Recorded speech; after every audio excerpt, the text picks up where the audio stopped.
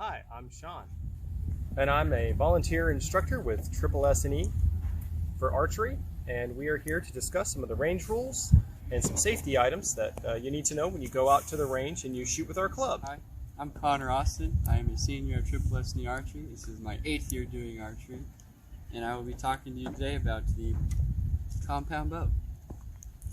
Hi, I'm Liam Austin. I'm also a senior in archery. I think it's my 6th year, and I will be talking to you about the recurve bow.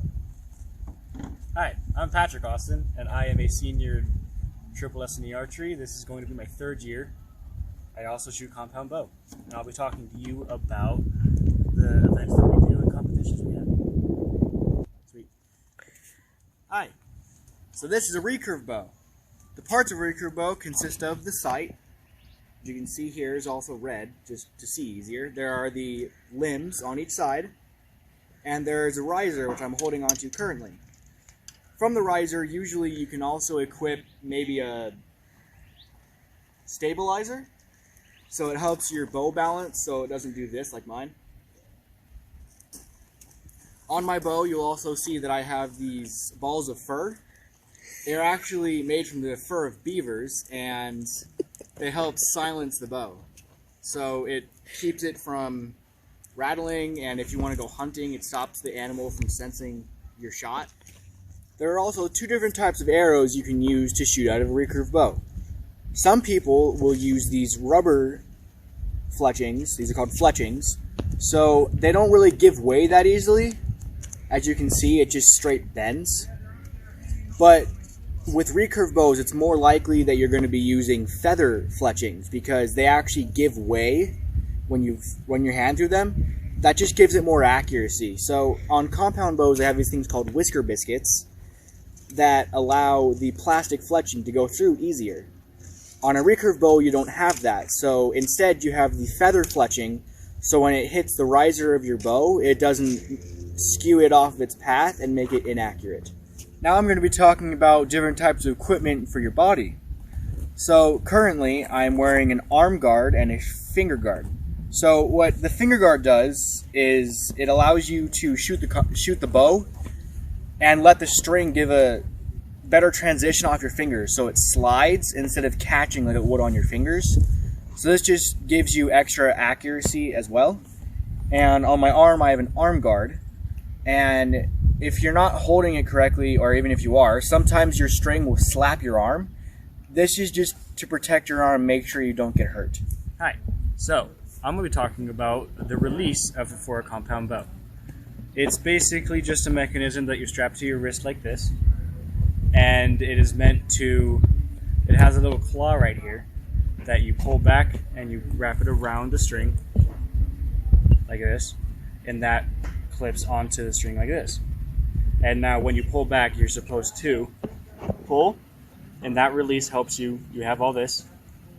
And then when you go to pull, I'm not going to dry release, but when you go to pull, you're going to pull this little lever, and that will release the string for you to shoot. And that helps with the accuracy of your shot, so the string doesn't wrap while you shoot and then makes the arrow come out crooked. And this will also help with the comfortability of your fingers. Instead of holding back 30 or 40 pounds of force with just your fingers, you can hold it with the strength of your wrist. Now I'm going to be talking to you about the competitions and a few of the events we do. County level competition, and then we have a state level competition. Assuming you do well in the state competition, you can also qualify to go to nationals, which is very hard to get into, but I'm sure a lot of you are able to. In our competitions, we have 3 different events that we do. We have a FIDA competition, and that is very similar to what you see in Olympics and what we shoot at the range. That is targets that range anywhere from 10 to 60 meters, and you get 3 shots per round. And then there's a field. There's field competition, and at that point you have 4 arrows per target face, and there are 4 to 10 targets that you shoot at depending on your age group. So you have 3 different colored pins that you stand at, also depending on your age group, and that is anywhere from about 10 meters to 30 meters. And that you can shoot from one standing position or you can shoot from 5 different positions called a fan. So you kind of stand at different positions like this. So you shoot it this way, or you shoot it this way, or you shoot it this way. And then the last competition we have is 3D. And that's honestly my favorite in archery because you're shooting at 3D fake animal targets. So we have a wide range of targets for that. We have a rabbit, we have a frog, we've seen elk, we've seen squirrel, we've seen a bear, we have a deer. We also have a velociraptor, in case any of you are loving that Jurassic World. And we have a stegosaurus. Don't worry, it's not life size. You don't have to worry about that one. And then we have a 2-day event in Gardner Canyon that we shoot this event in between January and March, so late winter, early spring. And this event is a 2-day event. It's a fun shoot, and you're not required to, but it is really fun to go do if you decide to. We have 3 different ranges set up, each with about 15 targets, and they're all 3D, so just come during January, February, or March, have fun doing shoot. Aspects to a compound bow. These are the cams, these are the limbs, this is the string, this little tiny thing right here is your peep sight. Sometimes you can have sights or stabilizers, and this right here is your arrow rest. One of the aspects of a compound bow is that it is adjustable to how you grow. So if you are going to get a compound bow, talk to a professional and get a bow that grows with you. Next, we're going to talk about some of the maintenance items and safety issues on your bow that you want to make sure that you take a look at before you come out to the range. So your bow is serviceable and usable when you get out there and it's safe. One of the main things you want to make sure is that your string doesn't have any frays or tears in it, and you want to check it all the way down to your cams. A lot of people will go out there and stick their bow in the dirt, and when they stick their bow in the dirt, the string wraps around your cam and your string can get frayed right here. So you always want to make sure that you don't put your bows down in the dirt. Other items you want to check on your bow are your limbs. You want to inspect your limbs and make sure that they look like there are no cracks or anything in your limbs. If they're cracked, they can break. And you never want to dry fire your bow. You never want to shoot your bow without an arrow in it, because you can damage your limbs and you can get very seriously injured if that happens. Cool. One of the other items you want to make sure of when you're nocking your arrow, you want to make sure that your arrow nock is all the way down on your string.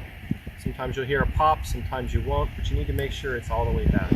If your arrow is not all the way back, when you go to shoot your arrow, it's kind of like dry firing your bow, which again can destroy your limbs, make your string pop off, and it can seriously injure you. You also want to make sure that your cams aren't loose. Sometimes these can loosen up. Some of the bolts that adjust your draw length can loosen up, and we want to make sure that none of that's rattling around or is loose. So we just want to make sure that those are nice and steady. The next safety item we want to talk about are the arrows. Obviously in archery, the arrow itself is part of the competition. You want to make sure that they're functional. So some of the things that you need to check are the tips. You want to make sure that your tips aren't loose. You can tell if it's loose if you tap it on your finger. You'll hear that rattling noise. You want to make sure that they're nice and tight. You also want to come back here and look at your nock, and you want to make sure that your nock is nice and tight, that it's not loose. If your nock is loose, your arrow can come out prematurely and cause you to dry fire your bow, which could seriously injure you.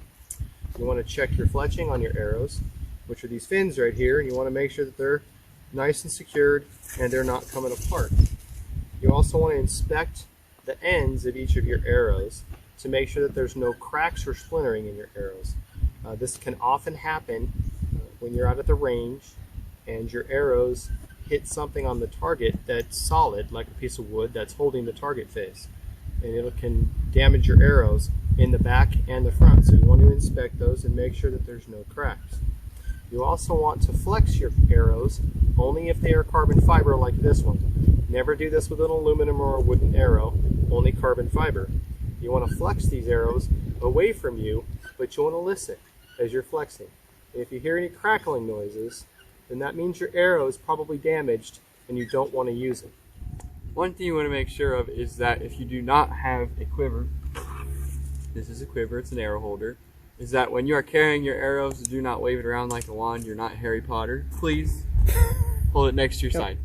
We highly recommend that you get an arrow quiver. It's a lot more safe for the tips not to be flying around, because two ways you can carry an arrow safely is down at your side with the tip pointed towards the ground. The second one is hold the tip in your hand with, of course, not poking your finger, and make sure that it's safely secure Yep. next. One of the other safety items to help protect your string is bow wax. And once every 2 or 3 outings at the range, you want to make sure that you put bow wax on your string. And you can pick it up at pretty much any archery store. It comes in a tube like this, white or different colors. And you just rub the bow wax on your string to keep it from fraying and to keep your string nice and healthy. Another maintenance item that can help protect your bow is a bow case. And so when you're storing your bow, you want to make sure that you store it inside of a bow case and not just put it in your closet. And you don't want to store your bows or your bow case inside of a car if you can avoid it, as the temperature can damage your bows. So make sure you store them in a cool, dry place when you're not using them.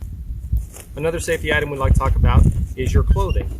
So when you're shooting archery, you've got strings that you're pulling back on, things that can get caught in your clothing. So you want to make sure that your clothing is somewhat snug, not baggy, not loose. If you have a hoodie, you don't want strings hanging down. You want those strings tied up and not loose.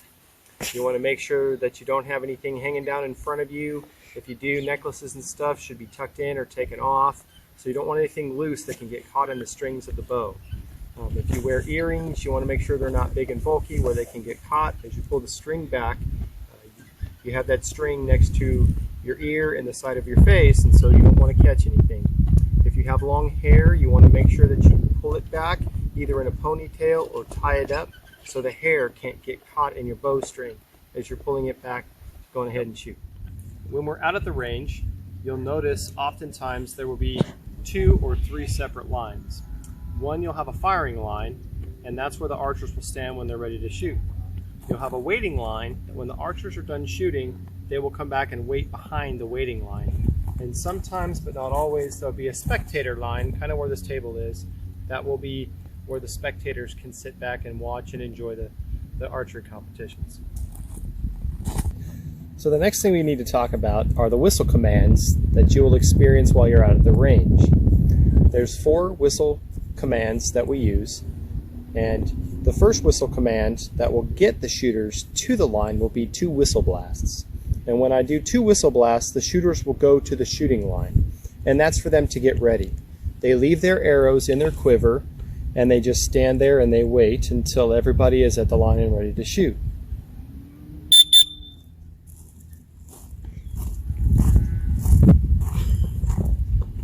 The next whistle command that will be given once everybody is at the shooting line and ready to fire will be 1 whistle blast, and that signifies that the line is clear and everybody is able to shoot.